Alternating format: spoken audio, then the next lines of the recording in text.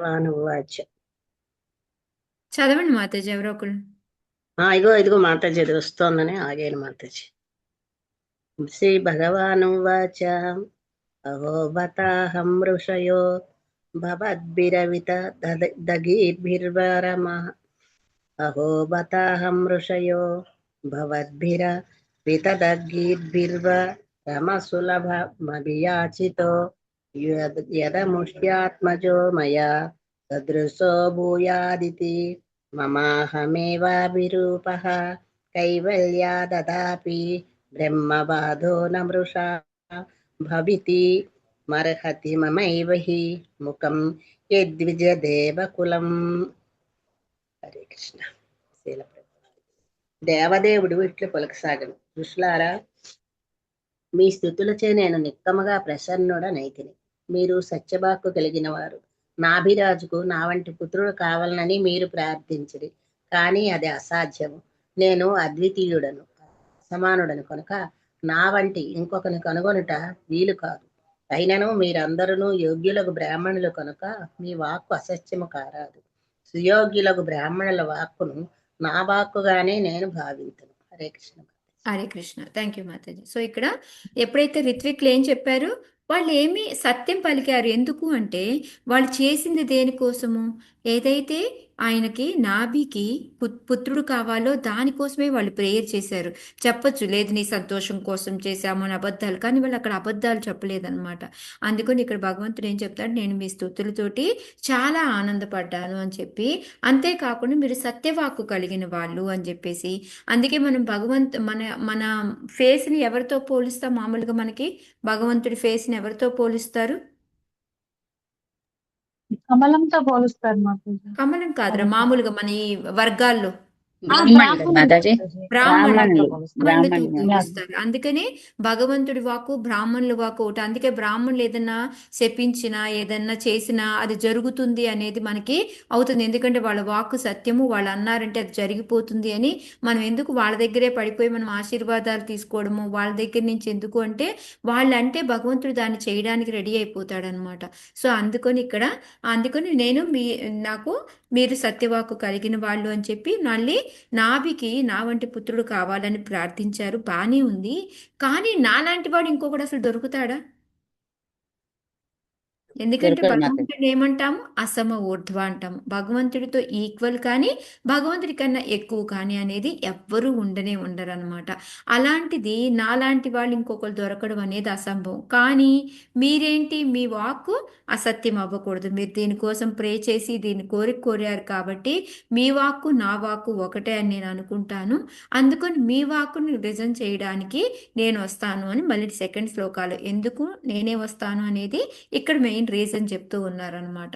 So ఇక్కడ అదే ప్రపాదుల వారు మనకి సత్యవాక్కు వాళ్ళకి ఎందుకు ఉంది అంటే, మనకి బ్రాహ్మణులని వాళ్ళని ద్విజులు అంటాము, భగవంతుడి యొక్క ఫేస్ని మనము వాళ్ళతో పోలిస్తామన్నమాట. అందుకే మనకి ఇక్కడ ఎప్పుడైనా సరే బ్రాహ్మణ సంతర్పణ అని పెడతాం కదా. ఎందుకంటే ఆ బ్రాహ్మణుడికి భోజనం తినిపించాము అంటే భగవంతుడికి తినిపించినట్టే అని చెప్పేసి. అందుకే మనకి చిన్నప్పటి నుంచి కూడా మన ఊళ్ళల్లో ప్రథ ఉంటుంది. ఏదన్నా పండగ, ఏదన్నా స్పెషల్ డే ఏదన్నా ఉన్నా ఫస్ట్ బ్రాహ్మణులకి తీసుకెళ్ళి వాళ్ళకి మోయినం అంటారు. మా వైపు మీకేమంటారు నాకు తెలియదు. సో అవన్నీ ఫుడ్కి కావాల్సినవన్నీ కూడా సాహిత్యం అంటాం సాహిత్యం అంటే ఓకే, మాకైతే మోయిన అంటారు మాత. సో అవన్నీ సర్దేసి వెజిటబుల్స్, చింతపండు, ఎండుమిరపకాయలు, బియ్యము, పంచదార అన్నీ ఏం కావాలో ఆ వండుకోవడానికి అవన్నీ కూడా ప్యాక్ చేసి మొత్తం తీసుకెళ్ళి ముందు రోజు రాత్రే ఇస్తామన్నమాట. సో పొద్దున్నే వాళ్ళు లేచి వండుకొని దాన్ని ఆఫర్ చేసుకొని తినాలి అని చెప్పి.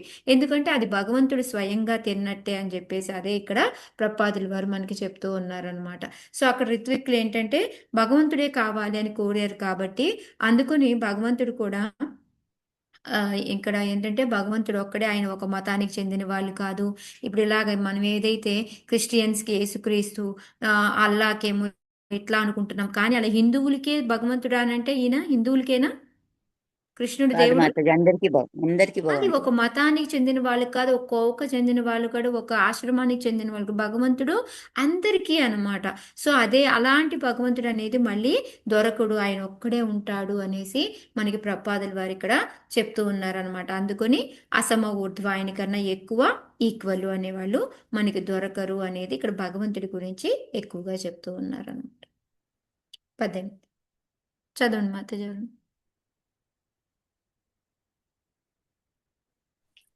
హరే కృష్ణ. ప్రణామ్స్ మాతాజీ. చదవండి గీతా మాతాజీ. తత తథాగ్నిద్రియే శంకల యావతరి. అగ్నిధ్రియేం శకలయావ. ఓకే. అగ్నిద్రియేం శకలాయావ తరిష్యామ్యాత్ము తుల్యమనుపల భవానః. Yes, Hare please. కృష్ణ. నాతో సమానుడగువాడు ఇంకొకడు లేడు కనుక నా అంశ కలతో విస్తరించి నాభి అంటే అగ్నీంద్రుని పుత్రుడు పత్నియగు మేరుదేవి గర్భమున అవతరింతును. హరే సో కృష్ణ. ఏది ఇందాక రీజన్ చెప్పాడు, చెప్పి ఇప్పుడు ఏం చెప్తున్నారు? Thank you mataji. సో ఇక్కడ ఏం చెప్తున్నారు? నాతో సమానంగా ఉండే వాళ్ళు ఎవరు లేరు, అందుకు నేనేం చేస్తాను అంటే నేనే నా అంశ యొక్క కళతోటి, నేనంటే ఒక చిన్న పార్షల్, మనకి ఎలా అయితే పృథు మహారాజు వీళ్ళందరినీ మనం ఏమనుకుంటాము, భగవంతుడి యొక్క అంశ, ఆ అంశలో కూడా ఏ అవతారం అంశావతారం, అది? శక్త్యావేశ అవతారం శక్త్యావేశ అనుకుంటాం. అవతారం. యా, నారదులు వారు ఇలాగా. సో ఆ విధంగా ఏంటంటే నా అంశతోటి కళతో విస్తరించి నేను ఆ మేరుదేవి గర్భాన పుడతాను అని చెప్పేసి ఇక్కడ చెప్తూ ఉన్నారనమాట. సో ఇక్కడ ఏంటంటే భగవంతుడి యొక్క శక్తికి ఇది ఒక ఉపమానము అని చెప్తున్నారు. ఎందుకంటే భగవంతుడు ఏంటి అంటే ఆయన స్వయంగా ఒక్కొక్కసారి స్వాంశ రూపంలో కూడా, లేకపోతే విభిన్న అంశ రూపంలో కూడా వస్తూ ఉంటాడు. మీరు కనుక మన చైతన్య చరితామృత చదివిన భాగవతంలో కూడా మనకి భగవంతుడు 6 రకాలుగా వస్తాడు. ఏంటి ఆ అవతారాలు? పురుషావతారాలు, గుణావతారాల మాతాజీ. అవే అవే చెప్పండి. పురుషావతారాలు, గుణావతారాలు, లీలావతారాలు, మన్వంతరావతారాలు, యుగావతారాలు, శక్తావేశ అవతారాలు. శక్తావేశం. సో ఈ విధంగా ఆయన ఎలా కావాలంటే అలా భగవంతుడు వస్తూ ఉంటాడు అనమాట. అదే ఇక్కడ నా యొక్క అంశాన్ని తీసుకెళ్లి మేరుదేవి కడుపులో పెడతాను, సో ఆ విధంగా నేనే వస్తాను అని చెప్పేసి ఇక్కడ చెప్తూ ఉన్నారనమాట. అయితే అంశావతారమేనా మాతాజీ? అంతే కదా మాతాజీ. వృషభదేవ్ అంటే డైరెక్ట్ గా లార్డ్ కాదు, అంశ. ఇప్పుడు ఎలా అయితే మన కృష్ణుడిని డైరెక్ట్ గా వచ్చాడనమో అలా చెప్పలేము మాతాజీ వీళ్ళందరినీ. కపిల్ దేవ్ అంటే అయినా 6 ఉన్నాయి కదా, 6 ఏదని నేను అడిగాను మాతాజీ. ఏది మాతాజీ? మన శక్తావేశ చెప్పండి. 6 అంశావతారమేనా అని అడిగాను. అవును మాతాజీ. మితి గుణారాదు మనకి వీరావు. గుణావతారాలు అంటే వాళ్ళు ముగ్గురే వస్తారు మాతాజీ. యోగావతారాల్లో రారు, మన్వంతర అవతారాల్లో రారు వాళ్ళు. సో వస్తే శక్తావేశ అవతారాల్లోనే వస్తారు. చదవండి మాతాజీ 19. మాతాజీ ట్రై చేసి ఒక్క లైనే ట్రై చేయి రవిశేషి మాతాజీ. హరే కృష్ణ.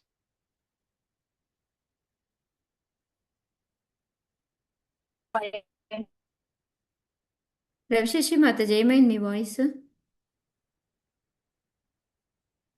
మీకు వినిపిస్తుంది ఎవరికైనా? లేదు మాతాజీ. నో మాతాజీ, నా దగ్గరే నెట్వర్క్ ప్రాబ్లం. ఓకే. అంటే భగవంతుడు ఆయన ఎప్పుడు రాడు కదా మాతాజీ, స్వయంగా ఎప్పుడు ఆయన అంశాలే వస్తాయి కదా. లేదు, Even అవసరం ఆయన అయితే ద్వాపర వస్తాడు కదా. యుగం ఆయన ఇప్పుడు రాముడిగా యుగ అవతారాల్లో ఆయన స్వయంగా రాలే. అంటే ఒక్కొక్కసారి ఆయన డైరెక్ట్ కృష్ణ కూడా రాడు, ఒక్కొక్కసారి ఆయన అంశే వస్తుందని చెప్పారు కదా మాతాజీ. లాస్ట్ మనకు ముందు ద్వాపర యుగంలోనే ఆయన స్వయంగా వచ్చారు, అది మన అదృష్టం అనేది అవునమ్మా, నేను ఇప్పుడు విన్నాను మాతాజీ. త్రేతాయుగంలో రాముడు అదే లాగా అడుగుతున్నాను. అది ఆయన స్వయమే కదా. ఓకే. ఓకే, అంటే కానీ మాక్సిమం ఆయన అవసరానికి ఓన్లీ అనుగుణంగా ఆయన యుగావతారంలో కావాలనుకుంటే స్వయంగా వస్తాడు, లేకపోతే ఆయన అంశ రూపంలో వస్తాడు. అది okay Mataji. Thank you. Exact గా ఆయన రాడు అని చెప్పలేము, ఆయన వస్తాడు అని చెప్పలేము. మనం మన కాలమాన పరిస్థితులను బట్టి ఏది అంటే రావాలో వస్తాడు ఆయన. ఇప్పుడు గౌరంగ మహాప్రభు కూడా స్వయంగా వచ్చినట్లే కదా మాతాజీ. అంతే, ఆయన కూడా గౌరవ మహాప్రభు స్వయమే. ఆ. ఇంకా మిక్సింగ్ చెప్పాలంటే రాధారాణి ఇద్దరు కలిపి వస్తారని.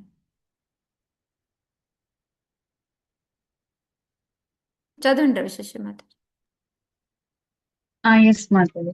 శ్రీసుక ఉవాచ ఇతి నిశామయంత్య మేరుదేవ్యః పతిమాభిధాయాంత దధే భగవాన్.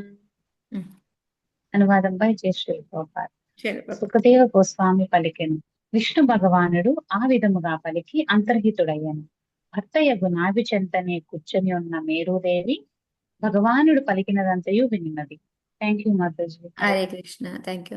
సో ఇక్కడ సుఖదేవ్ గోస్వామి చెప్తున్నారు. అక్కడ ఏంటంటే 2 శ్లోకాలు, 17, 18 శ్లోకాలు. ఒకటి కారణము, రెండోది నేను ఎలా వస్తాను అని చెప్పేసి భగవంతుడు అంతర్ధానం అయిపోయాడు. ఇప్పుడు ఈ శ్లోకంలో ఏంటి అంటే భగవంతుడు వెళ్ళిపోయిన వెంటనే అక్కడ ఇప్పుడు ఋత్విక్కులకు చెప్తున్నారు అనుకుంటే అక్కడే మేరుదేవి కూర్చొని ఉంది, నాభి ఉన్నారు. సో ఇదంతా కూడాను వీళ్ళు కూడా విన్నారు అనేది ఇక్కడ చెప్తూ ఉన్నారు అనమాట. సో ఇక్కడ ప్రపాదన వారు మనకి ఏం చెప్తున్నారంటే ఏదైనా ధర్మకార్యం అనేది పతి పత్ని సమేతంగా చెయ్యాలి. అందుకని అక్కడ మహాయజ్ఞం చేసేటప్పుడు ఆమె కూడా వచ్చి కూర్చొని ఉంది. సో ఇలా మనకి ఏం ఎగ్జాంపుల్స్ ఉన్నాయి? రాముడు ఎప్పుడైతే యజ్ఞం చేస్తూ ఉంటే సతీ సమేతంగా చెయ్యాలి అంటే ఆయన ఏం చేస్తాడు? సీత లేకపోతే బంగారు బంగారు సీత సీతను పెడతారు. బంగారపు సీతని. సో అందుకని కంపల్సరీ మనం నువ్వు చేసుకో నేను ఎందుకులే అని అనకూడదు. మనం ఎప్పుడు ఇద్దరు కలిసే మనం పూజ చేయాలి, యజ్ఞం చేయాలి అనేది మనకి ప్రపాదులు వారు చెప్తున్నారు అన్నమాట. హరే కృష్ణ లాస్ట్ చదవనండి. చదవండి ఇద్దరు. హరే కృష్ణ.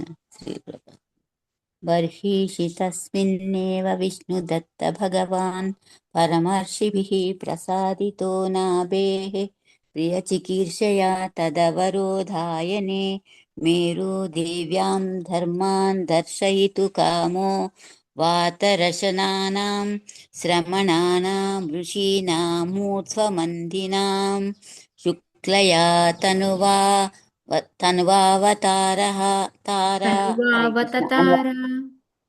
తనువావతార అనువాద అవతారం ప్రభాత్ వాచ. హరే కృష్ణ. Thank you mataji. విష్ణుదత్త అంటే పరీక్షణ్ మహారాజు యజ్ఞస్థలి అందలి ఋషులచే మిగుల ప్రసన్నుడైన భగవానుడు బ్రహ్మచారులు, సన్యాసులు, వానప్రస్థులు, గృహస్థులు ఆచరించునట్టి ధర్మ విధానమును స్వయముగా ప్రదర్శించుటకు నాభిరాజు యొక్క కోరికను తీర్చుటకు నిశ్చయించుకొనెను. అందుచే శుద్ధ సత్వ రూపమున అతడు మేరుదేవికి పుత్రునిగా ఆవిర్భవించెను. Hare Krishna. Thank you mataji. Okay, Hare Krishna. So ఇక్కడ ఏంటంటే భగవంతుడు ఎప్పుడైనా అవతారం తీసుకొని వస్తే ఆయన ఏ రూపంలో వస్తారు అంటే మనలాగా నార్మల్ ఏంటంటారు ఇలా నార్మల్ దేహం, భౌతికమైన దేహము దీంతో వస్తారా? కాదు మాతాజీ, దివ్యదేహంతోనే వస్తాడు మాతాజీ. అందుకే ఇక్కడ శుద్ధ సత్వ రూపమున అని చెప్పేసి, అందుకని మనకి ఇక్కడ శుద్ధ సత్వ రూపం అనేది చెప్తూ ఉన్నారు అనమాట. ఓకే, సో ఇక్కడ విష్ణుదత్త ఏంటంటే పరీక్షణ్ మహారాజు ఎప్పుడైతే ఇది విష్ణుదత్త అని పిలిచారు కదా, ఎందుకంటారు పరీక్షణ్ మహారాజు పేరు విష్ణుదత్త? మీకు ఫస్ట్ క్యాంటోలో వస్తుంది ఎందుకు ఫస్ట్ విష్ణురాతుడు అని పేరే పెడతారు. విష్ణురాతుడు కదా మాతాజీ ఫస్ట్. కరెక్ట్. సుఖదేవ్ గోస్వామికి ఏం పేరు ఉంటుంది? వైఎస్ఆర్కి కాదు, అక్కడ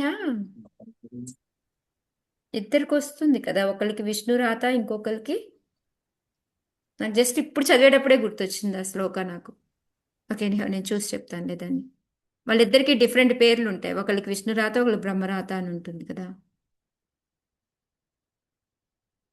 ఓకే, సో ఇక్కడ ఏంటంటే విష్ణుదత్త అని పిలిచేసి తర్వాత భగవంతుడు ఏంటంటే ఎప్పుడైనా ఆయన మళ్ళీ శుద్ధ సత్వ రూపంలో వాళ్ళ నాభికి మేరుదేవికి పుత్రుడిగా ఆవిర్భవించడానికి వచ్చేసాడు, అంటే పుట్టాడు అని కూడా మనకి ఇక్కడ చెప్తూ ఉన్నారనమాట. సో ఇక్కడ ప్రపాదులు వారు మనకేం ఎక్స్ప్లెయిన్ చేస్తున్నారు అంటే భగవంతుడు ఎప్పుడైనా అంశ రూపంలో రాని ఏ విధంగా వచ్చినా కూడా ఆయన ఎప్పుడూ కూడా శుద్ధ సత్వంలోనే ఉంటారు. అంటే సత్వగుణముకి శుద్ధ సత్వానికి తేడా ఏంటి అని అంటే శుద్ధ సత్వంలో ఏంటి అంటే మనకి ఇంచి కూడా రజోగుణం తమోగుణం అనేది ఉండదు అనమాట దాంట్లో. అదే మనకి మామూలు సత్వగుణం అంటే మనం ఎక్కువ శాతం సత్వగుణంలో ఉంటాము, కానీ మధ్య మధ్యలో స్విచ్ ఓవర్ లాగా తమో గుణం రజోగుణం వచ్చిపోతూ ఉంటాయి అనమాట. నేను ఎక్కడికి పోలేదు అని చెప్తూ ఉంటాయి అనమాట. సో అదే విధంగా చూడండి, మనకి జలుబు దగ్గు తగ్గినా కూడా ఈ దగ్గు అప్పుడప్పుడు వస్తూనే ఉంటుంది, నేనున్నాను పోలేదు అని చెప్పడానికి. సో అదే విధంగా ఏంటంటే మనకి పూర్తిగా పోదు, కొంచెం కొంచెం ఏంటంటే మధ్య మధ్యలో ఈ గుణాలు వచ్చిపోతూ ఉంటాయి అనమాట. కానీ భగవంతుడు వస్తే మాత్రం అలా ఉండదు అనేసి విశుద్ధ సత్వంలోనే ఉంటుంది అని చెప్పి ఇంకా భగవంతుడు ఎందుకు వస్తుంటాడు అంటే మనకి యదా యదా హి ధర్మస్య గ్లానిర్భవతి భారత అభ్యుత్థానమ ధర్మస్య తదాస్మానం సుచామ్యం. సో ఎప్పుడైతే ధర్మానికి హాని కలుగుతుందో అప్పుడు ఆయన ఆవిర్భవిస్తాడు అని చెప్పేసి సేమ్ అదే విధంగా ఇక్కడ కూడా భగవంతుడు ఇప్పుడు అవతారం తీసుకొని ఇక్కడికి వస్తున్నాడు అని చెప్పేసి చెప్తూ ఉన్నారనమాట. సో ఈ పారాగ్రాఫ్ లో ఏం చెప్తున్నారంటే ముందంతా మనకి భగవంతుడు ఎలా వస్తాడు, శుద్ధ సత్వం అంటే ఏంటి, అవన్నీ కూడా చెప్పి భగవంతుడు ఎందుకు వస్తాడు అనే చెప్పి ఈ చాప్టర్లో ఏంటి అంటే భగవంతుడు ఎందుకు వస్తాడు అని అంటే మనల్ని ఉద్ధరించడానికి, ధర్మాన్ని మనకి నేర్పించడానికి. అంటే సో ధర్మాన్ని మనకి నేర్పించాలా మనకి విడిగా ఎవరైనా?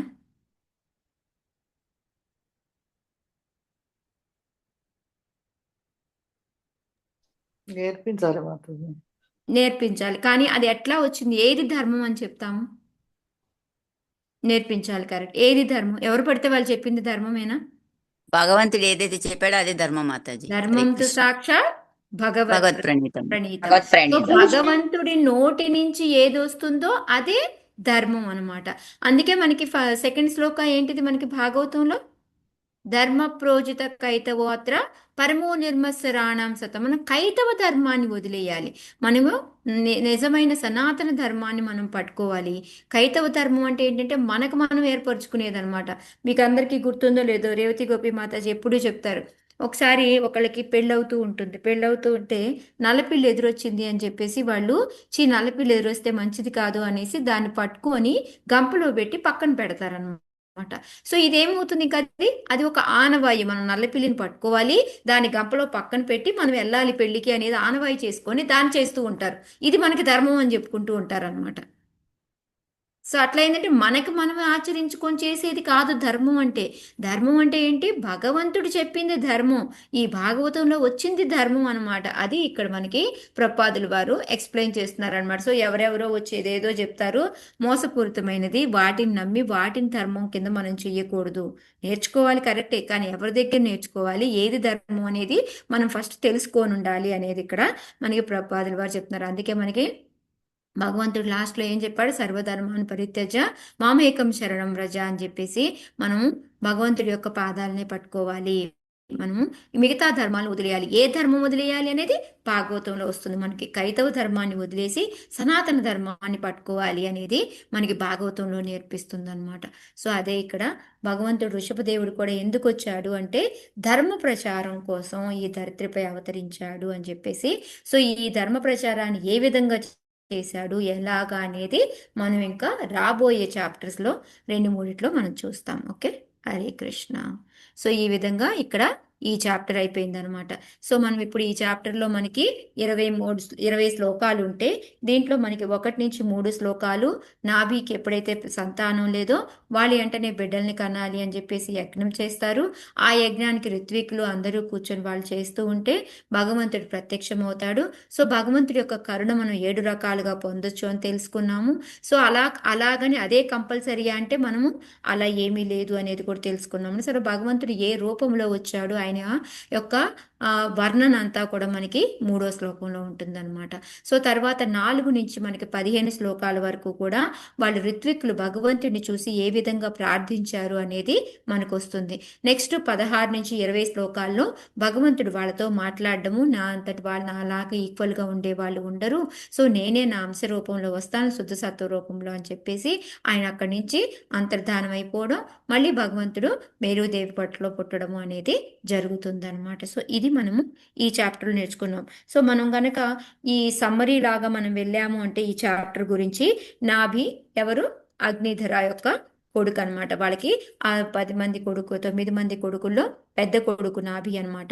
సో వీళ్ళు మొత్తం 9 మంది కూడా ఎప్పుడైతే అగ్నిధర పితృలోకానికి వెళ్ళిపోతాడో వీళ్ళందరూ కూడా మేరు యొక్క సంతానం ఎవరైతే 9 మంది కూతుళ్ళు ఉంటారో వాళ్ళని చేసుకుంటారు.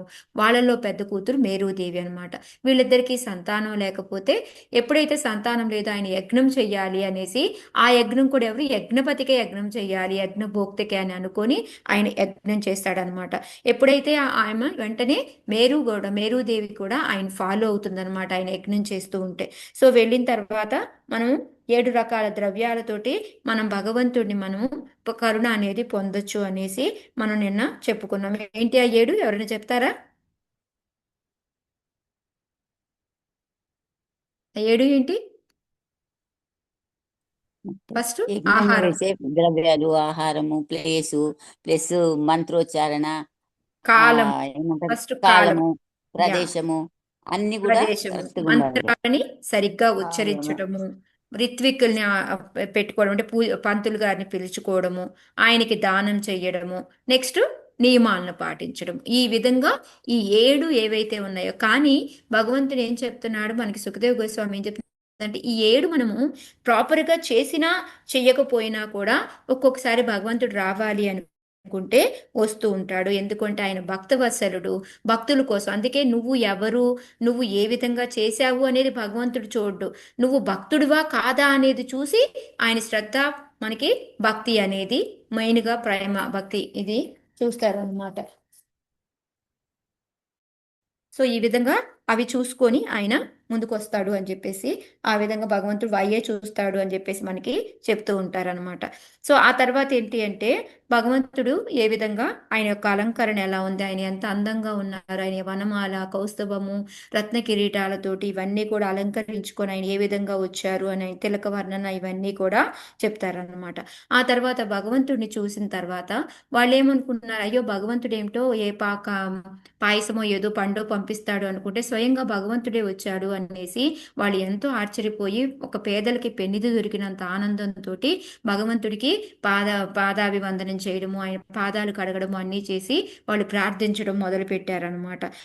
సో వాళ్ళు ప్రార్థిస్తూ ఏంటి అంటే, మేము అంటే చెప్పడం వాళ్ళంతా కూడా, భగవంతుడి మేము ఏ విధంగా తెలుసుకుంటాము, భగవంతుడిని ఓన్లీ మేము ఈ వేదాల ద్వారా కానీ, గురు పరంపర ద్వారా కానీ ఈ విధంగానే మేము తెలుసుకోగలుగుతాము, మేము ఎప్పుడు కూడా మేము నీకు నిత్య సేవకులమి అని చెప్పేసి భగవంతుడి యొక్క నామని, గుణాన్ని, వీటిని కీర్తించడం అనేదే మంగళకరమైన పని అని చెప్పేసి ఇవన్నీ చెప్పి, భగవంతుని తృప్తిపరచాలి అంటే ఏవేవో చెయ్యక్కర్లేదు, ఇలాగ యజ్ఞాలు ఇంత పెద్ద ఎత్తునంతా కూడా చెయ్యక్కర్లేదు. ఓన్లీ ఆయనకి ఒక తులసి దళంతో కలిపిన వాటరు, లేదంటే మనకి అప్పుడే మొలిచిన ఒక లేత ఆకు, లేకపోతే లేత గరిక ఆయనకు ఆఫర్ చేస్తే చాలు. భగవంతుడికి ఇంత పెద్ద పెద్ద యజ్ఞాలు చేసి ఇవన్నీ కూడా ఆఫర్ చేయాల్సిన పని లేదు. ఇవన్నీ కూడా నీ కోసం కాదు మేము చెయ్యడము, అది మా యొక్క లాభం కోసమే మేము ఇవన్నీ చేస్తున్నాము. ఎందుకు అంటే నువ్వు ఆ విధంగా తృప్తి పడ్డావు అంటే దాంతో మాకు వరాలు ఇస్తావు, సో దానివల్ల మళ్ళీ మా లాభం అనేది మాకే కలుగుతుంది అని చెప్పేసి. మరి భగవంతుడు ఎందుకు అక్కడ ప్రత్యక్షమయ్యాడు అని అంటే, ఆయన యొక్క నిర్హేతుక కరుణతోటి నువ్వు మాకు ప్రత్యక్షమయ్యావు అని చెప్పేసి వాళ్ళు చెప్తారనమాట. సో అయితే ఏదైనా వచ్చాను కదా, ఏదైనా కోరిక కోరుకోండి అంటే, ఇంకా కోరిక ఏముంది నాయన, నువ్వు నిన్ను చూడడం, నీ దర్శనం అనేదే మాకు ఎంతో పెద్ద వరము లాంటిది, ఇంతకు మించి ఏముంటుంది అనేసి. ఎందుకు దీన్ని పెద్ద వరము అని అన్నాము, గొప్ప వరము అని అన్నాము అంటే, ఎంతో నీలాంటి మహాభక్తులు లాంటి వాళ్ళు ఎంతో మంది, వాళ్ళందరూ కూడా ఈ జ్ఞానంతో లోపల ఉన్న మలరాశనంతా కూడా దగ్ధం చేస్తూ ఉంటారు, భౌతిక కోరికలన్నిటినీ కూడా వదిలేస్తూ ఉంటారు, ఎప్పుడూ నీ నామస్మరణలో ఉంటారు. అలాంటి వాళ్ళకే నీ దర్శనం అనేది దుర్లభము, అలాంటిది మాలాంటి వాళ్ళకు వచ్చి నువ్వు దర్శనం ఇచ్చావు అంటే మరి అది గొప్ప వరం కాదా, నీ దర్శనం ఎంతకన్నా ఇంకా గొప్పది కాదా అని చెప్పేసి చెప్తారనమాట. సో అది చెప్పిన తర్వాత మళ్ళీ ఏం చెప్తారు అంటే, ఓకే మాకు ఎలాగో వరం అడిగావు కాబట్టి మాకేంటి అంటే, ఈ తొట్టుపాటులతోటి, ఈ భయముతోటి, ఆకలి దప్పికలతోటి మరణ సమయంలో నేను నిన్ను తలుచుకోలేకపోతున్నాము, అందుకోసం అని చెప్పేసి మాకు ఓన్లీ మరణ సమయంలోనే కాదు, ఎల్లప్పుడూ కూడా తింటూ తాగుతూ ఏమి చేస్తున్నా కూడా నీ నామస్మరణ కలిగేలాగా ఆ అవకాశాన్ని మాకు కల్పించు అని చెప్పేసి వాళ్ళు కోరుకొని, ఆ తర్వాత అసలు మేము ఎందుకు చేశాము అనేది కూడా చెప్తారనమాట. మేము ఒక మందమత్తులమి, మేము ఈ యజ్ఞాన్ని ఏంటంటే ఒక భౌతికమైన కోరిక కోసం చేశాము. ఆ భౌతికమైన కోరిక ఏంటయ్యా అంటే, ఈ నాభికి ఒక పుత్రుడు, నీలాంటి పుత్రుడు కావాలి అని కోరిక ఉంది, దానికోసం చేశాము. ఈ నాభికి ఈ కోరిక ఎందుకు వచ్చింది, భౌతికమైన కోరిక అని అంటే, ఆయన మహాత్ములు ఎవరైతే భక్తులు ఉంటారో వాళ్ళ యొక్క సేవ చేసుకోలేదు, వాళ్ళ యొక్క సేవ చేసుకుంటే ఈ కోరికలన్నీ కూడా పోతాయి, అందువలన ఈయన భౌతికమైన కోరిక కోరాము అని చెప్పి, ఇలాంటి కోరిక కోరినందుకు మమ్మల్ని క్షమించు అని చెప్పేసి మేము అపరాధం చేశాము, మమ్మల్ని క్షమించమంటే కర్మకాండ చేయాల్సిన పని లేదు. భగవంతుడు ప్రత్యక్షమైతే ఏం కోరుకోవాలి అనేది కూడా తెలియకుండా మేము ఈ పిచ్చి కోరిక కోరినందుకు మమ్మల్ని క్షమించు అని చెప్పేసి అడుగుతారనమాట. ఇప్పటి వరకు 15 శ్లోకాలు. 16 శ్లోకంలో భగవంతుడు వాళ్ళు వాళ్ళ దానికి చాలా ఆనందపడి ఆయన మాట్లాడడం మొదలు పెడతాడు. ఏం మాట్లాడాడు అంటే మీరు నాలాంటి కొడుకు కావాలి అన్నారు, నాలాంటి వాళ్ళు ఇంక ఎవరూ దొరకరు, సో నేనే ఆ విధంగా మీకు రావాలి అని చెప్పేసి చెప్తారు. సారీ, సో నేనే రావాలి, నాకన్నా సమానం కానీ పెద్దగా ఉండేవాళ్ళు కానీ ఎవరూ లేరు, అందుకొని నా అంశ రూపంలో నేనే మేరుదేవి కడుపులో జన్మనిస్తాను అని చెప్పేసి మీరు సత్యవాక్కు పలికారు. మీ నోటి నుంచి వచ్చిన పదము నాకు నా నోటి నుంచి వచ్చినట్టే, సో అందుకొని దాన్ని నిజం చేస్తాను అని చెప్పేసి అక్కడి నుంచి ఆయన అంతర్ధానం అయిపోతాడు. సో తర్వాత మనకి భగవంతుడు సుఖదేవ్ గోస్వామి చెప్తున్నారనమాట. సో భగవంతుడు శుద్ధ సత్వంలో మేరుదేవి కడుపున జన్మించాడు వృషభదేవిగా అని చెప్పేసి మనకి చెప్పారు. సో నెక్స్ట్ నుంచి వృషభదేవుడు ఎందుకు అవతరించారు అంటే ధర్మాన్ని ప్రచారం చేయడానికి అనేసి. సో ఏ విధంగా ఆ ధర్మాన్ని ప్రచారం చేశారు, ఏ విధంగా రాజ్యపాలన చేశారు, అవన్నీ కూడా మనం రాబోయే 2-3 చాప్టర్లో మనం తెలుసుకుందాం. హరే కృష్ణ. దామోదరి ఏం చేస్తావా? దామోదర్ లేదు మాతాజీ. రికార్డింగ్ పెట్టింది ఎవరు మరి? రాఘవ బాబు. రాఘు ఎండ్ చేయి నాన్న, అయితే నేనే ఓపెన్ చేస్తాను.